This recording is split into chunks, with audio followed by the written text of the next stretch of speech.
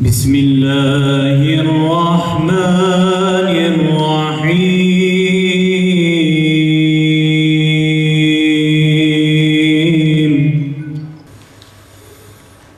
وَمَنْ تَابَ وَعَمِلَ صَالِحًا فَإِنَّهُ يَتُوبُ إِلَى اللّٰهِ مَتَابًا.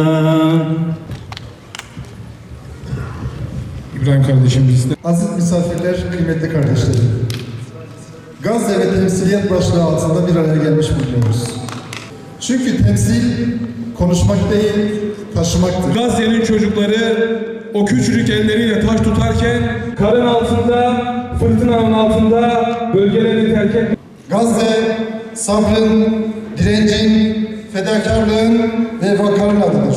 Kur'an şehirlerinde yaşanan yaralıların adıdır Gazze. İnsanın öğretilerinden adıdır. İnsanın içinde kabarması gereken duygu, gurur değil. Anne dışarıda yemek yapmaya çalışıyordu. Kardeşinin küçük Zehra'sının karnını doyuracaktı. Ancak biraz sonra olacakları tahmin bile edemezdi. Bir anda ıslıkla karışık bir ses.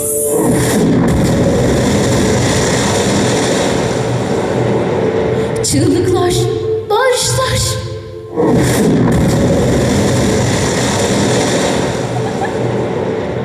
Art arda bomba sesleri.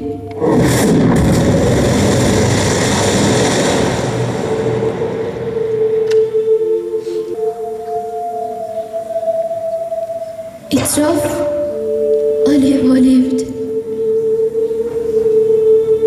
Bütün çadırlar yanıyordu.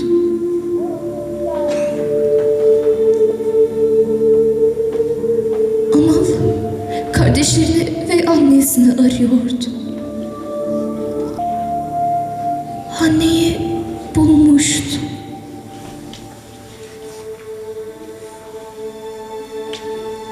Anne boylu boyunca yere uzanmıştı. Zehra ablasına sarılıp abla kalk diyordu. Bir şarapnel parçası ona isabet etmişti. Babasının ilk göz ağrısı. Annesinin en büyük sırdaşı. Anne şehadete yürümüştü. Savaş öyle bir şeydi ki önce insanın ruhunu, sonra bedenini, sonra da vatanını öldürüyordu. Ama insan yaşamalıydı. Yaşamalıydı ki devlet de yaşasın. Ve bir haber yayılmaya başladı. Müjdeler olsun, müjdeler olsun. Ateşkes ilan edilmişti. Artık katil İsrail bomba atmayacaktı. Babası alıkonulduğu hapishaneden çıkacaktı. Evet, Zehra babasına kavuşacaktı artık. Yaşasın, babam gelecek. Babama kavuşacağım. Evet, babam.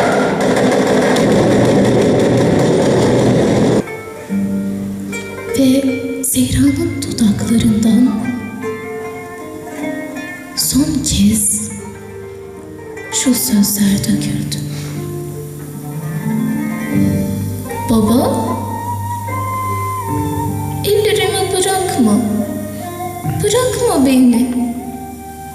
Katil İsrail yine boş durmamıştı. Sabir ailesinin tamamı artık yok olmuştu. Servet abim büyük bir mütefekkir, önemli bir tarihçi, yazar. O da katil faşist İsrail abimi bombaladılar. Suikast hedef alınarak arıyordu onu oldu, bombaladı. Servet abi şehit olmuş, şehadetin şerbetini içti. Allah'a şükür, istedi zaten. İkinci bir diğer abim var. El-Kassam Tugaylarında önemli bir komutandı, Tugay komutandı. Adı Sair. 2012 yılında mücadele ederken şehit olmuş. Enes yeğenim. Şehit olarak buldular. Enes babası gibi mücadele etti. Babası gibi şehit oldu. Şehit oğlu şehit. İşte şehit oğlu şehit. Gazze'de binlerce aynı kavram, aynı cümle, aynı sıfat. Şehit oğlu şehit. Bir 6 ay önce ateşkes anlaşmasını imzalandı ama ateş hiç kesilmedi. Daha bugün 4 şehit olmuş. Dün Cebaliya'da 5 şehit olmuş. Ne yazık ki Müslümanlar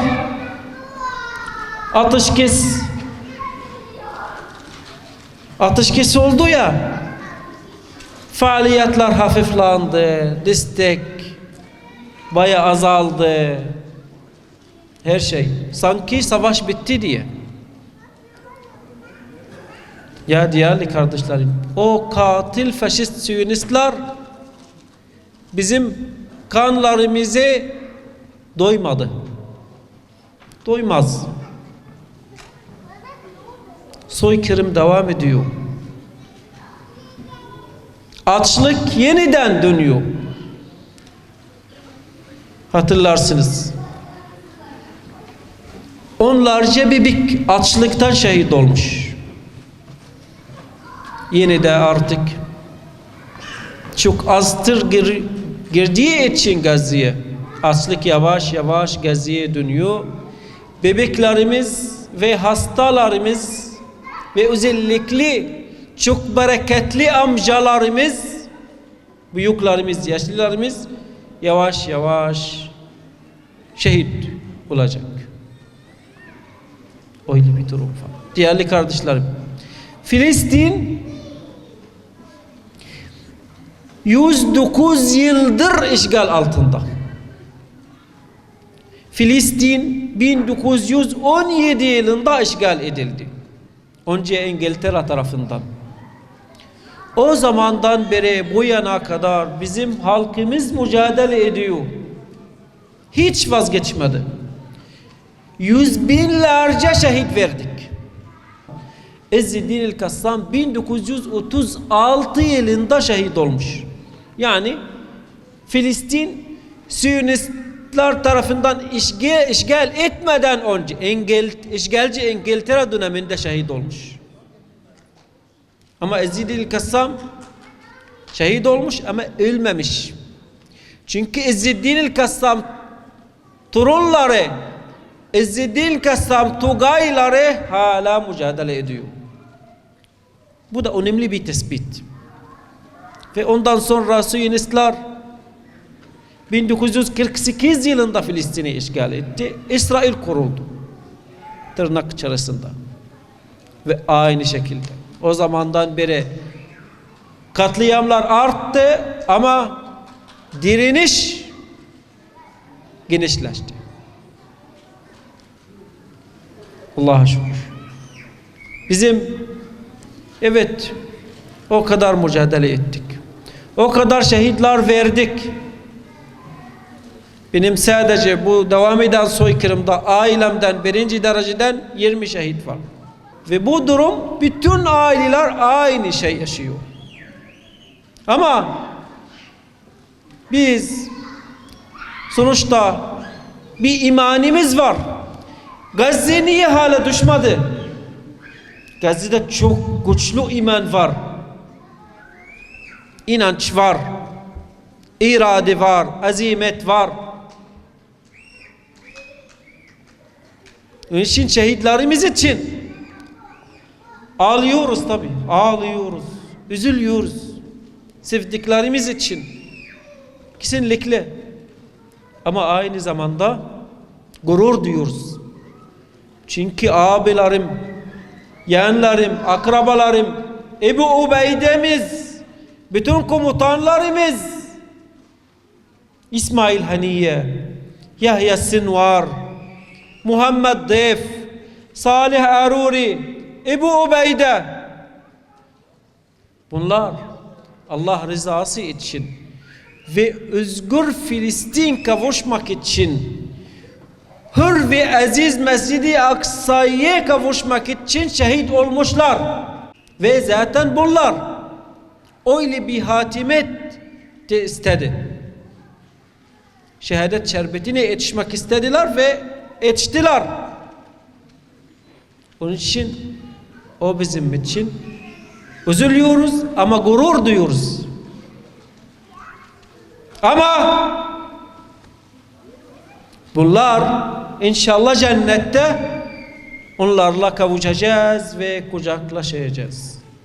Ama ve lakin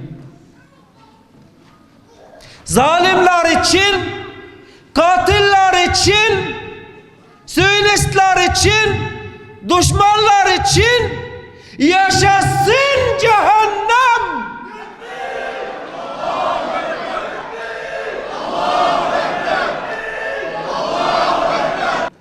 Evet, artık Aksa tufanı aracıyla Londra'da, Roma'da, Paris'te, Washington'da, New York'ta artık öyle bir slogan çıktı. Filistin sadece Gazze ve Batı Şeria değil, nehirden denize özgür Filistin. Bütün Filistin bizimdir. Biz yıllardır böyle yetiştik. Hiç Filistin'i unutmadık. Filistin'e işgal edildiği zaman o zamandaki Siyonist Başbakanı Golda Meir dedi ki Nakbe şahitleri o felaket günü, o zamanda çok büyük bir katliamlar oldu. Nakbe şahitleri ölecekler. Sonunda ölecek. Gelen nesil, yani Filistin'i görmeyen nesil Filistin'i unutacak. Aksa tufanı hareketi yapan mücahitler 1200 mücahit, hepsi hafız ve hepsini 2000 yılından sonra doğdular. Gelen nesil Filistin'i unuttu mu? Allah'a şükür. Filistin'i unutmadık, unutmayacağız, unutturmayacağız. Hatırlarsınız. Her saatte değil, her dakikada bir katliam vardı. Gazze'yi terk edip kaçmadılar. Dayandılar, mücadele ettiler. Öyle bir Gazze'li kardeşleriniz var orada. Her türlü desteklememiz gerekiyor. Savaş bitmedi. Mücahitlerimiz, Allah razı olsun, çok fazla şehitlerimiz var. Komutanlardan ama toparlandı inşallah. Çünkü her anda soykırım şiddetli bir şekilde dönebilir. Katil faşist işgalci Siyonistlerle iki seçimimiz var. İki seçenek var bizde. Ya biz kazanacağız ya da onlara göndereceğiz. Başka seçenek yok. Allah izniyle soykırıma rağmen, katliamlara rağmen, evet maalesef 2 milyar Müslümandan sessizlik var. Bu da olmasına rağmen, işgal olmasına rağmen Gazze'ye, Kudüs'e, Filistin'e ve bütün mazlum coğrafyaya bir sabah gelecek kardan aydınlık. Vesselamu aleyküm ve rahmetullah.